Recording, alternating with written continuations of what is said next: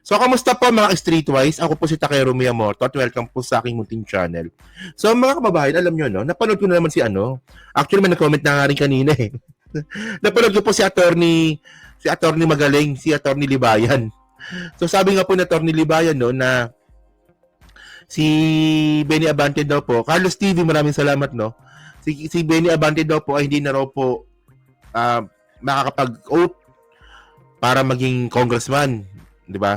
Pero yun na naman, 'di ba? Nag-conclude na naman si Libayan nang wala naman tamang information.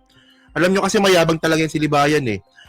Lagi niyang sinasangkalan, abogado ko.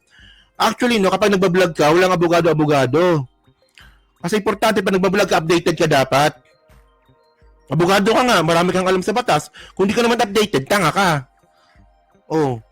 So by the way, no, itong maganda dito, no, sasabi dito, COMELEC finalized Joey Uy disqualification, orders immediate Abante proclamation.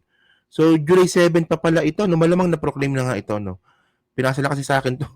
So, sabi dito,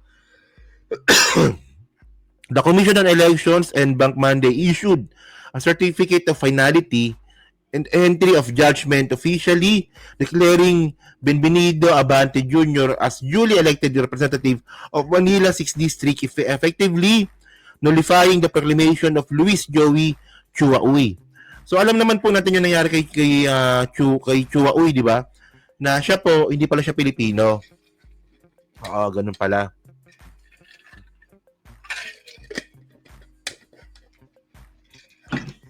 So kaya siya na kaya na-nullify yung candidacy nga po ni Chua Uy, no?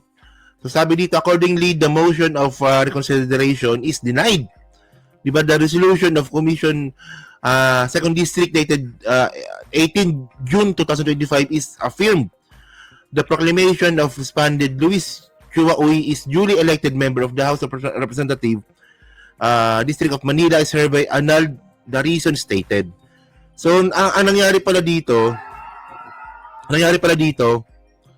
na-proclaim na pala si Chua Uy and then na-annulled. Kasi nga po, hindi pala Pilipino. Okay. So, syempre mga kababayan, tuwan-tuwa po dito, yung mga follower nga po, taga-support nga po ni Benny Abante. Tingnan nyo to ha.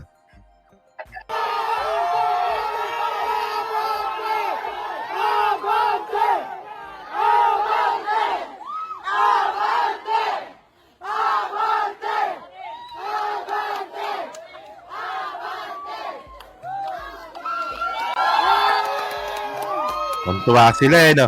Actually mga kababayan no, kung may karapatan po si Chua Uy na iakit ito sa Supreme Court. Pero by the way mga kababayan no, marami na pong nangyari po na ganyan, hindi po ito bago. So kung sakali man nakatigan po si Chua Uy, kung sakali man lang kung sakali man na bumaliktad po yung decision po ng Supreme Court kay Chua Uy, abutin po ito ng ilang taon. Posible pa nga, baka 3 years pa nga eh. Sakto. Election na ulit. Ano ba? So ngayon mga kababayan, actually para sa akin, medyo maganda po itong balita kasi una sa lahat, tandaan po natin na itong si Chua Uy, no? Tuta ni Sara ito eh. Tuta po ito ni Sara Duterte eh. At saka mga kababayan, no? Alam din po natin, no, na si Benny Abante po ang isa sa mga head chairman po ng Quadcom. At alam din po natin mga kababayan, no, na mas maganda po na nandiyan po si Abante sa Quadcom. Kasi po meron pong Quadcom 2.0. At isa po yan sa mga pinaglalaban nga po ni Benny Abante pag siya po ay naupo ulit. No, ito sabi ni Benny Abante Abante's action plan, Quadcom hearings, election code, death penalty. So, ito yung isa sa mga ito sa mga priority nga po ni Benny Abante, di ba? Yung Quadcom hearings, election code, tsaka death penalty. Okay? O syempre, alam naman po natin, no, na tawag nito, si Abante po ay human rights. Ewan ko lang, mukhang hindi ata siya pabor sa death penalty, no? O, so sabi dito, kasi human rights siya, di ba? Chairman of Human Rights. So, dapat di ka pabor sa sa death penalty dapat. Oh. So, Abante said he is pushing for an amendment to Omnibus Election Code that will allow for tougher betting for electoral candidates, including submission of their birth certificates and educational attainments. So, kailangan ba talaga yun, no? So, yun. Kaya, di ba, birth certificate, yun, di ba? Kaya, yun. Actually, hindi pala mahigpit, no? Yung pagbigay ng birth certificate pag tatakbo kang senador o kaya congressman. Ganun ba yun? Hindi siya required. Oh, talagang sasama nasa mga stringent measures ang mga dokumento na dapat malaman ng taong bayan bago makbo ang sinuman tao, he said. Abante said he is hopeful that he will retain his previous post as chairman of the House Committee. Mukhang siya pa rin po ito. Oh, human rights, no? Mukhang siya pa rin.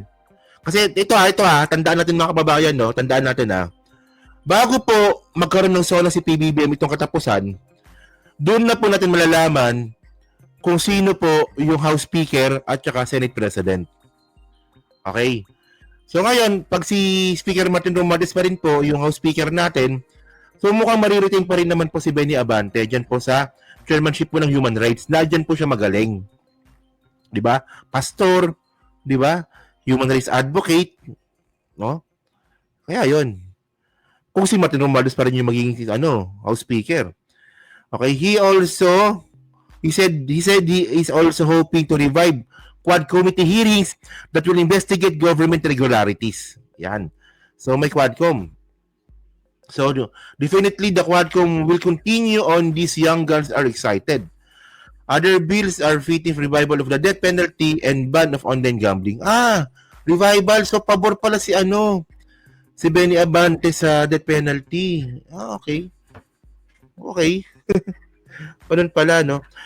So ngayon mga ka-streetwise, no, ang point natin dito, kayo po ba, pabor po ba kayo dito na magkakaroon ulit tayo ng Quadcom hearing pagpasok po ni Abante sa Congress ulit?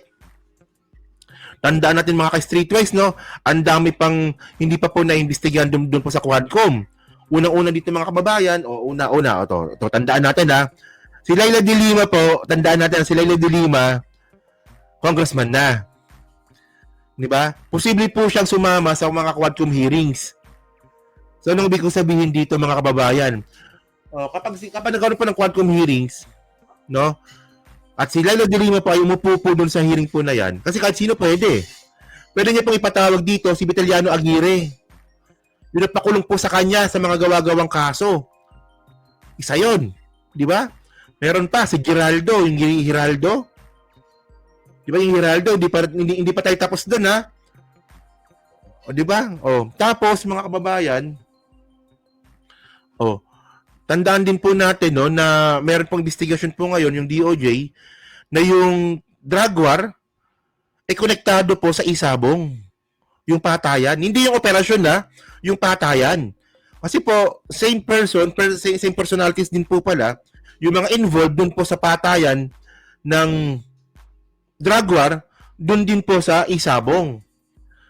So, syempre tayo, excited po po tayong malaman, no? Kung totoo ba yun? Kasi, di ba?